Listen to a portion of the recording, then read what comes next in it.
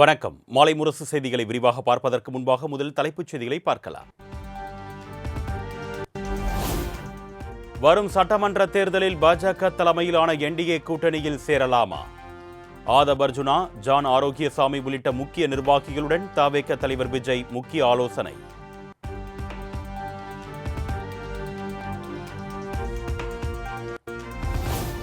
NDA கூட்டணியில் தவேக 80 தொகுதிகள் வரை கேட்பதாக தகவல். 50 தொகுதிகள் துணை முதலமைச்சர் பதவி தர பாஜக ஆஃபர் கொடுத்திருப்பதாக பரபரப்பு தகவல்.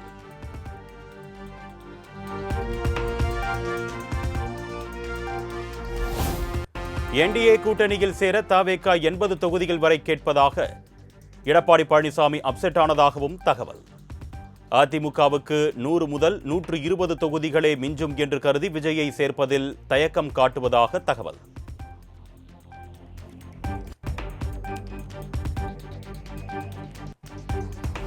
அதிமுகவை தலைமையேற்று தங்கள் கூட்டணிக்கு வந்தால் விஜய் கெய்னர், இல்லை என்றால் லூசர்.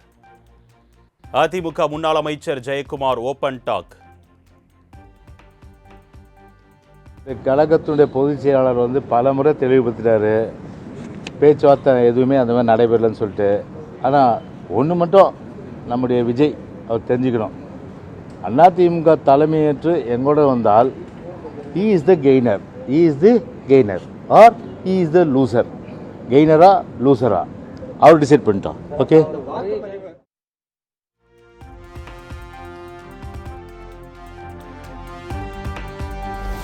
தமிழக வெற்றி கழகம் பாஜகவுடன் கூட்டணிக்கு செல்ல வாய்ப்பில்லை என்று செல்வ பெருந்தகை திட்டவட்டம்.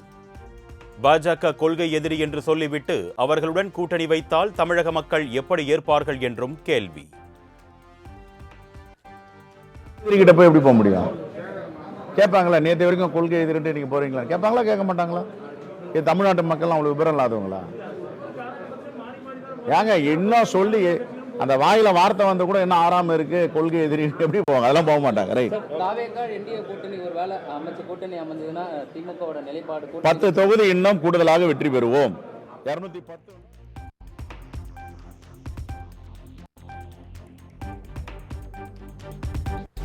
என்டிஏ கூட்டணிக்குள் விஜய் வருவாரா என்பதை எடப்பாடி பழனிசாமியே இறுதி செய்வார் என்று பாஜக முன்னாள் மாநில தலைவர் அண்ணாமலை கருத்து.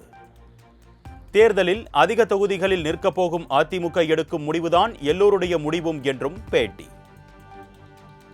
விஜய் அவர்கள் கூட்டணியை பொறுத்தவரை நான் ஏற்கனவே சொல்லியிருக்காங்கன்னா, நாங்கள் அதிகாரப்பூர்வமாக திரு எடப்பாடி பழனிசாமி அண்ணன் அவர்கள் நேற்று சொன்னாரு, முந்தாண்டித்து சொன்னாரு, யாரும் பேச்சுவார்த்தை நடத்தவில்லை, அதோடு முடிந்ததாகத்தான் நாங்கள் பார்க்கின்றோம். இன்னைக்கு டிவிகே கட்சியில் நீங்க கேட்கணும், இன்டர்னல் மீட்டிங் போட்டது அவங்க, வீடியோ கான்ஃபரன்ஸ்ல வந்தது அவங்க, பேசினது அவங்க. அதனால எங்களை பொறுத்தவரை எங்களுடைய கூட்டணியினுடைய தலைவராக இருக்கக்கூடியவர், முதலமைச்சர் வேட்பாளராக இருக்கக்கூடியவர், அவர் சொன்ன கருத்து தான் இறுதி கருத்தாக நாங்கள் பார்க்கின்றோம்.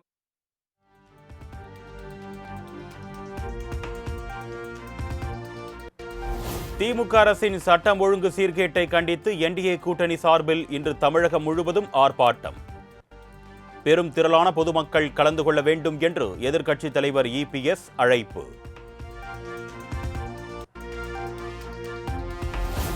கரூர் கூட்ட நெரிசல் வழக்கில் திமுக முன்னாள் அமைச்சர் செந்தில் பாலாஜியிடம் இன்று விசாரணை நடத்துகிறது சிபிஐ. டெல்லியில் உள்ள சிபிஐ அலுவலகத்தில் இன்று ஆஜராகிறார் செந்தில் பாலாஜி.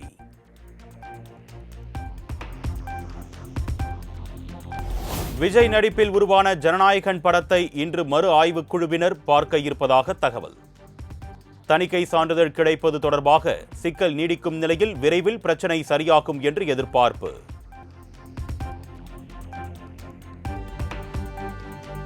மக்களுக்கு பிடித்தவர்களுக்கு உறுதியாய் வெற்றி பெறும் ஆற்றல் உள்ளவர்களுக்கு மட்டுமே இந்த முறை சீட். திமுக மாவட்ட செயலாளர்கள் கூட்டத்தில் முதலமைச்சர் மு.க.ஸ்டாலின் அறிவிப்பால் நிர்வாகிகள் அதிர்ச்சி.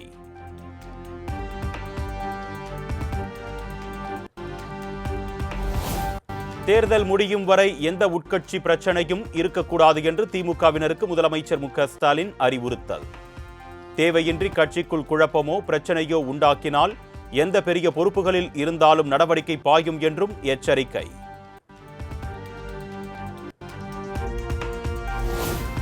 சட்டமன்ற தேர்தல் பிரச்சாரத்தின் போது தனிநபர் விமர்சனத்தை தவிர்க்க வேண்டும்.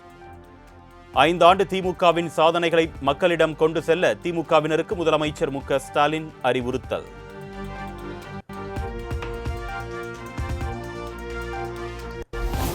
எம்ஜிஆர் ஜெயலலிதாவின் நன்மதிப்பை பெற்ற ரஜினிகாந்த் பற்றி ஆதவ் அர்ஜுனா தெரிவித்த கருத்து ஏற்புடையதல்ல என்று எடப்பாடி பழனிசாமி கண்டனம்.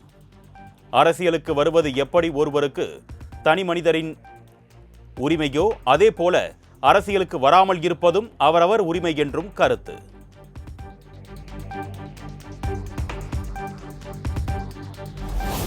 நடிகர் ரஜினி குறித்த ஆதவ் அர்ஜுனாவின் அவதூறு பேச்சுக்கு பாஜக மாநில தலைவர் நயினார் நாகேந்திரன் கண்டனம். உடனடியாக மன்னிப்பு கேட்க வேண்டும் என்றும் வலியுறுத்தல்.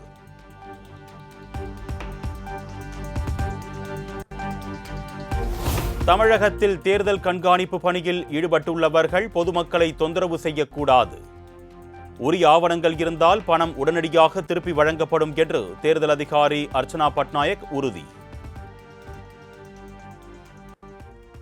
Rules extend, rules continues. ஒரு அளவுக்கு மேலேன்னா எல்லா டாக்குமெண்ட்ஸ் இருக்குன்னா எனி அமௌண்ட் இஸ் அலவுட். ஆனால் உங்கள் ப்ராப்பர் டாக்குமெண்ட்ஸ் இருக்கணும். இல்லை லேட் பண்ண இல்லாமல் பண்ணீங்க, எல்லா இன்ஸ்ட்ரக்ஷன்ஸ் கொடுத்துருக்கோம். பொதுமக்களுக்கு தொந்தரவு பண்ணாதீங்க, இன்ஸ்ட்ரக்ஷன்ஸ் கொடுத்துருக்கோம். டாக்குமெண்ட்ஸ் இருக்குன்னா கண்டிப்பாக தொந்தரவு வராது. அது போக எல்லா டிஸ்ட்ரிக்டில் ஒரு கமிட்டி கூட இருக்காங்க. ஏதோ டவுட் இருக்குன்னா அந்த கமிட்டிக்கு ரெஃபர் பண்ணிவிட்டு அந்த நாளைக்கு கொடுத்துருக்கோங்க சொல்லியிருக்கோம்.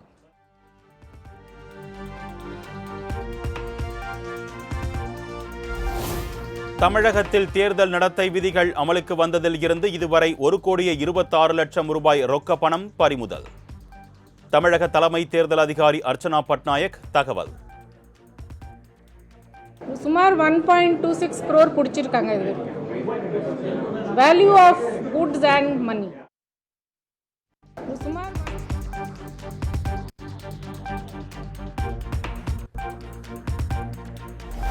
தமிழகத்தில் சட்டமன்ற தேர்தல் தேதி அறிவிக்கப்பட்ட நிலையில் நடத்தை விதிகள் அமலுக்கு வந்தன. தமிழகத்தின் அனைத்து பகுதிகளிலும் பறக்கும் படையினர் தீவிர வாகன சோதனை. உரிய ஆவணங்கள் இன்றி கொண்டு செல்லப்பட்ட பணம் பறிமுதல்.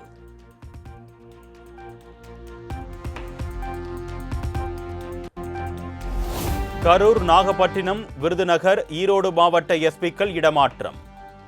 இந்திய தேர்தல் ஆணையம் அதிரடி உத்தரவு.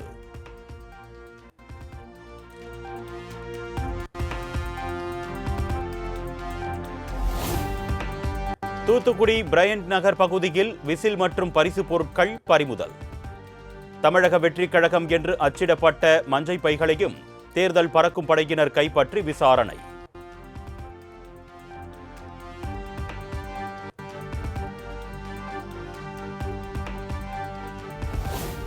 நாமக்கல் மாவட்டம் அருகே திருச்செங்கோடு தொகுதியில் தவேக சார்பில் மக்களுக்கு வழங்கப்படவிருந்த பரிசு பொருட்கள் பறிமுதல். தவேக தலைவர் விஜய், நிர்வாகி அருண்ராஜ் ஆகியோர் புகைப்படம் பொறித்த பாத்திரங்களை தேர்தல் பறக்கும் படையினர் பறிமுதல் செய்து நடவடிக்கை.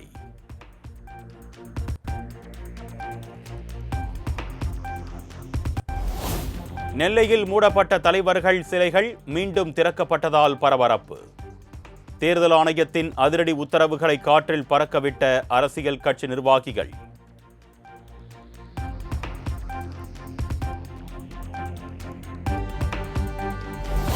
பாமகவுக்கு உரிமை கோரி ராமதாஸ் தொடர்ந்த வழக்கின் விசாரணைக்கு விதிக்கப்பட்ட தடை ஏப்ரல் 10ஆம் தேதி வரை நீட்டிப்பு. தந்தை மகன் பிரச்சினை நாளையே சரியாகும் நிலையில் கட்சியை வைத்துதான் வழக்கில் முடிவெடுக்க முடியும் என்று சென்னை உயர்நீதிமன்றம் கருத்து.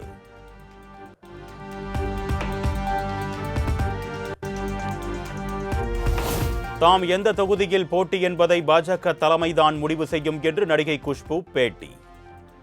இதுதான் திமுகவுக்கு கடைசி தேர்தல் என்றும் விமர்சனம். முடிவு பண்ணக்கூடாது. கட்சி சார்பாக என்ன சொல்கிறாங்களோ அதுதான் கேட்போம். கட்சி ஜெயிக்கணும், எங்களுடைய அலையன்ஸ் ஜெயிக்கணும், அதுதான் முக்கியம். இன்னைக்கு ஒவ்வொரு இடத்துலையும் தினமும் பேப்பர் படிக்கும்போது பெண்களுக்கு இந்த மாதிரி ஒரு கொடூரம் நடக்கும்போது திமுக ஆட்சி கண்ணு மேலே ஒரு கவர் வச்சுட்டு நான் பண்ணுறது தான் சட்டம்னா நினச்சிட்டு உட்காந்துட்டு இருக்காங்க. அதுக்காக தான் சொல்கிறோம், இது திமுக ஆட்சியோட கடைசி தேர்தல் இருக்கணும்.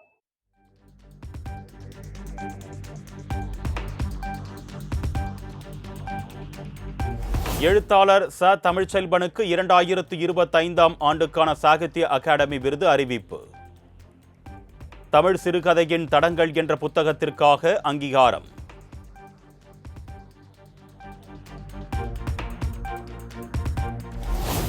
திருவண்ணாமலை அண்ணாமலையார் கோவிலில் உள்ள பெரிய நந்தி பகவானுக்கு சிறப்பு அபிஷேக ஆராதனை.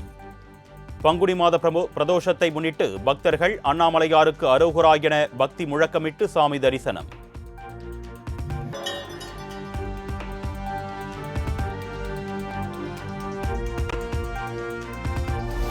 உடுமலை அருகே கனியூர், கடத்தூர், காரத்தொழுவு உள்ளிட்ட பகுதிகளில் ஆலங்கட்டி மழை. கோடை வெயிலுக்கு இடையே திடீரென பெய்த மழையால் மக்கள் உற்சாகம்.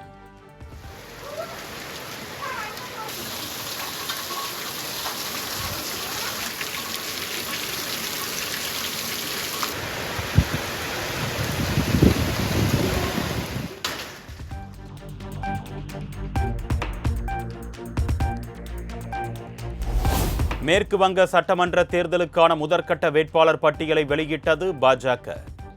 மம்தா பானர்ஜி போட்டியிட்டு வென்ற பகானிபூர் தொகுதியிலும் வேட்பாளராக களம் இறங்குகிறார் பாஜகவின் சுவேந்து அதிகாரி.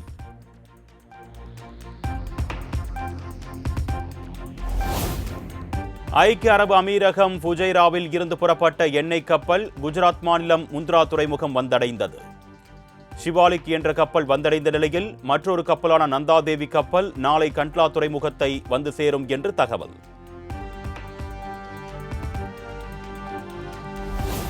கேரள சட்டமன்ற தேர்தலில் போட்டியிடும் 47 வேட்பாளர்கள் கொண்ட முதற்கட்ட பாஜக வேட்பாளர் பட்டியல் வெளியீடு. நேமம் தொகுதியில் கேரள மாநில பாஜக தலைவர் ராஜீவ் சந்திரசேகர் போட்டியிடுகிறார்.